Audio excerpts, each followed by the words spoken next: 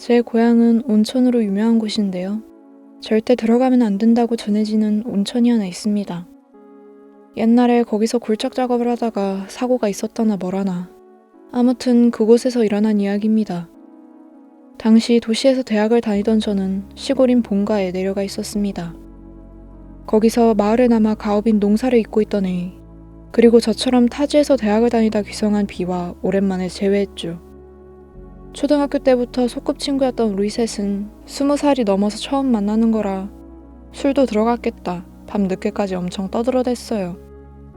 새벽 2시가 넘어가니 슬슬 분위기도 가라앉고 이제 해산할까 말이 나올 무렵 갑자기 제 머릿속에 그 문제의 온천이 떠올랐습니다. 이유는 모르겠어요. 그냥 갑자기요. 초등학교 때 A가 먼저 말을 꺼내서 셋이 딱 한 번 그 온천 근처까지 간 적은 있었습니다. 들어가려던 찰나 마침 트럭을 타고 산길을 내려오던 아저씨한테 들켜서 엄청나게 혼났었거든요. 그 자리에서 트럭에 태워져서는 거긴 들어가면 안 된다고 부모님한테 안 배웠냐라고 몇 번이나 호통을 들었고, 산을 내려오자마자 아저씨가 저희 부모님을 호출해서 어머니가 데리러 오셨습니다. 어머니한테 끌려가서 물론 집에 가서도 아버지한테 엄청 혼났죠. 근데 어린 마음에 도저히 납득이 안 돼서 그날 밤 잠들기 전에 어머니께 여쭤봤어요. 어른 되면 들어가도 되는 거야? 라고요. 어머니는 네가 대학에 갈 만큼 크면 말이다 라고만 하셨어요. 물론 자기 전에 하신 농담이었겠지만 전 왠지 그 한마디를 잊을 수가 없었습니다. 왠지 그 온천을 가고 싶어졌어요. 어머니의 그 말을 믿어서가 아니라 다시 셋이서 옛날처럼 모험을 해보고 싶어진 거죠. 집에 가려던 두 사람에게 그 얘기를 꺼냈더니 의외로 흔쾌히 승낙하더라고요. 둘 다 옛날처럼 다 같이 모험을 하고 싶었던 거죠. 게다가 A 말로는 지금은 옛날만큼 금기시되는 땅은 아니라고 하더군요. 주변 산길이 정비돼서 그런지 1년에 몇 번은 착각한 관광객들이 온천에 몸을 담그진 않아도 발을 들이긴 한대요. 물론 그 사람들에게 딱히 무슨 일이 일어난 건 아니고 지역 온천조합 같은 데서 끈질기게 전화해서 확인한다고는 하더라고요. 하지만 지금 당장 가는 건 솔직히 좀 으스스해서 3일 뒤 낮에 가기로 하고 그날 밤은 헤어졌습니다. 출발 당일 그 산길을 아스팔트 도로로 정비하면서 나무를 많이 베어냈는지 초등학생 때보다는 햇빛이 잘 들어와서 어두컴컴한 공포감은 많이 사라져 있었어요. 2km 정도 걸으니 문제의 온천으로 들어가는 산길이 보였습니다.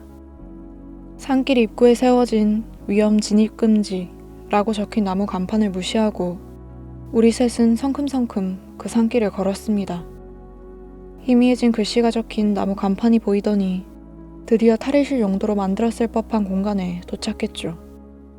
워낙 옛날 거라 거미줄이 쳐져 있고 발 디딜 곳도 엉망진창이었습니다. 하지만 정작 중요한 온천수는 제대로 솟아나고 있었어요. 아슬아슬하게 바닥이 보일락 말락할 정도의 투명감도 있었고요. 다만 관리가 안 돼서 그런지 온도는 50도에서 60도는 될까요? 상당히 뜨거웠습니다. 솔직히 몸을 담그는 건 무리라서 조격만 하기로 했죠. 조격을 하며 쉬던 도중 이 온천의 역사나 괴기 현상에 대해 잘 아는 A가 이것저것 얘기해주더군요.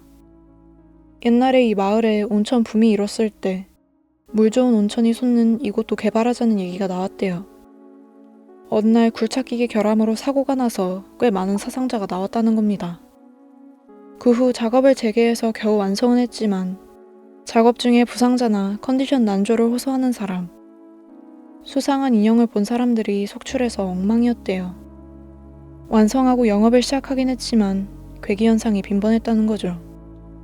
목욕하고 있으면 갑자기 물속에서 누군가 다리를 잡는다. 갑자기 작업복 입은 아저씨가 들어오는데 그 아저씨랑 눈이 마주치면 현기증이 나면서 실신한다. 갑자기 물 온도가 올라가서 탕에서 나가려고 해도 가위에 눌린 듯 움직일 수 없어 큰 화상을 입는다. 머리를 감고 있으면 어깨에 누군가의 손길이 느껴지는데 돌아보면 아무도 없다. 결국 증상을 입는 사람까지 나와서 마을에서 강제로 폐쇄했다고 해요. 하지만 우리가 있는 동안은 그런 현상도 없었고 사고가 난 지 몇십 년이나 지났으니 저주도 옅어졌겠지 하며 웃어넘기고 온천을 뒤로 했습니다. 하지만 그날 밤 제가 집에서 목욕을 할 때부터 상황이 이상하게 돌아갔습니다. 그날 밤 평소처럼 목욕을 하며 쉬고 있었어요. 머리를 감으려고 샴푸를 머리 위에서 거품 내던 때였습니다. 머리 위에서 불어나는 거품에 위화감이 느껴졌어요. 분명 손바닥에 던 샴푸 향에 비해서 거품이 너무 많이 나는 겁니다. 샴푸를 바꿨나? 라고 생각하는 사이 거품은 비정상적인 속도로 불어났습니다. 이상이 있다고 느껴서 눈을 뜬 순간 욕실 가득 피어오른 거품이 제 얼굴을 뒤덮어버렸어요. 거품에 둘러싸여 보면 아시겠지만 압박감이 엄청나서 숨을 쉴 수가 없어요. 거품 천지 속에서 어떻게든 문 손잡이를 잡으려 했지만 눈이 따가워서 좀처럼 손이 닿질 않았습니다. 겨우 손이 닿았는데 이번에 문이 안 열리는 겁니다. 저희 집 욕실 문엔 잠금 장치 같은 것도 없는데 말이죠. 완전히 갇혀서 생명의 위협을 느낀 저는 필사적으로 아버지랑 어머니를 부르며 소리쳤습니다. 그리고 발버둥 치며 어떻게든 자력으로 문을 열려고 시도했죠. 그때 누군가가 제 다리를 잡고 문 반대 방향으로 잡아당기기 시작했습니다. 차가운 손이었어요. 틀림없이 욕실 안에 저 말고 다른 누군가가 있었습니다. 저희 집 욕조는 제가 간신히 누울 수 있는 정도의 크기밖에 안 됐는데 그때는 꽤 오랫동안 다리를 잡혀 끌려간 기억이 납니다. 그 손의 주인은 절 어디로 데려가려 했던 걸까요? 몇 초 뒤 비명을 듣고 달려온 아버지 덕분에 기절해 있던 전 구조됐습니다.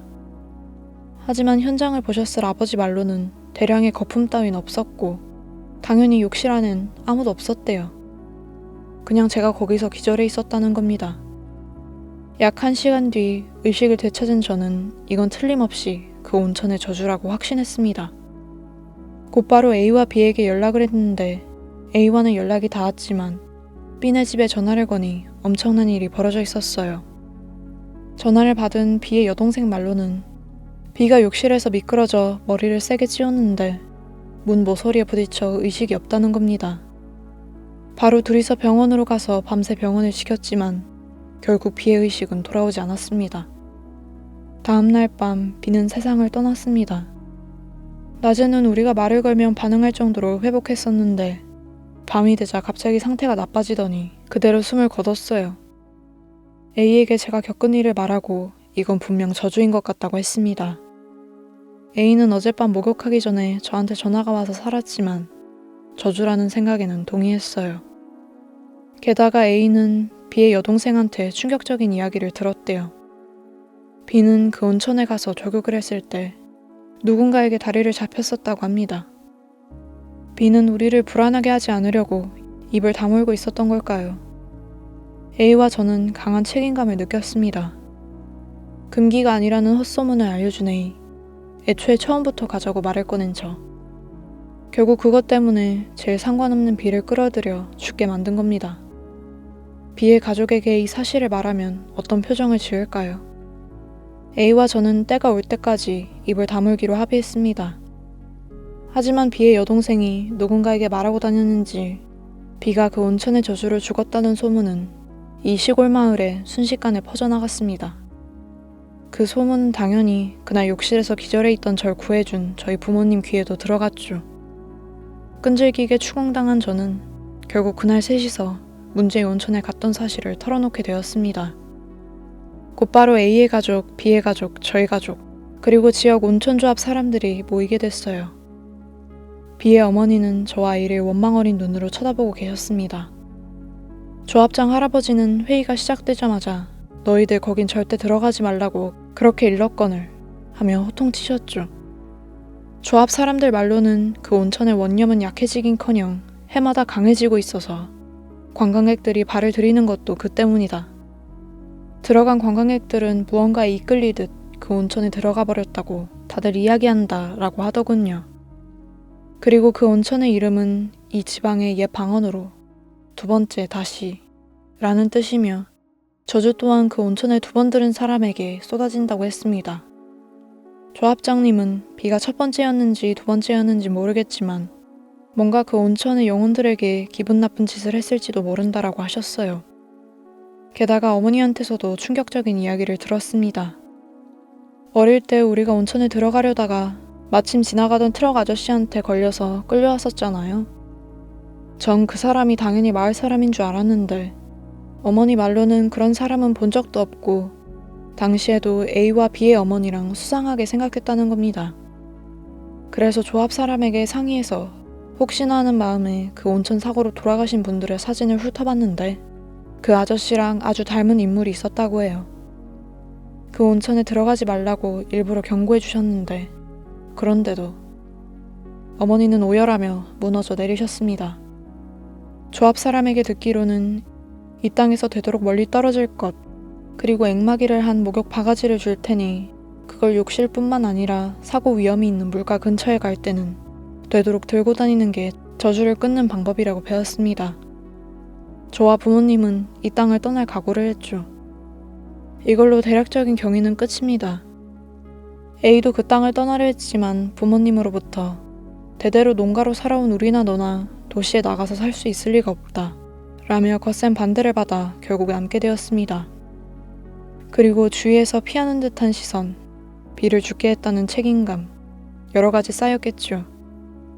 몇 번 그 지역에서 떨어진 곳에서 A와 만났는데 그 고뇌가 뼈저리게 느껴졌습니다.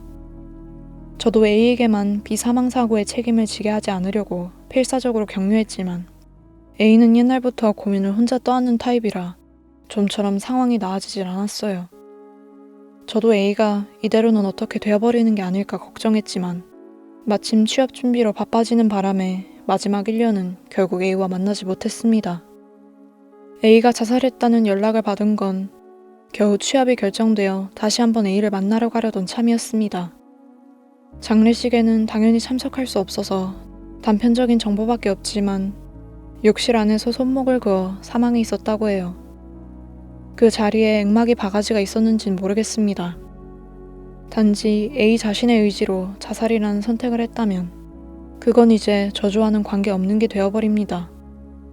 하지만 무언가에 이끌리듯 욕실에서의 죽음을 택했다면 역시 저주라는 게 되겠지요. 사망에 이른 경위에 어찌됐든 결국 저는 2명의 친한 친구를 잃어버렸습니다. 이 사건의 계기를 만든 건 저입니다. 그리고 B가 그 여파를 뒤집어 쓴 형태로 죽었습니다. 그리고 저만 도망칠 수 있는 입장인 걸 이용해 A를 방치하다가 결국 A도 죽게 만들었습니다. 바가지 덕분인지 지금도 주변에 불가사의한 현상은 별로 일어나지 않습니다. 하지만 요즘 저는 이제 그 온천의 영혼보다 A와 B 두 사람에게 저주받고 있는 게 아닌가 하는 기분이 듭니다. 지금도 그 온천은 있을까요? 저는 잘 모르겠습니다.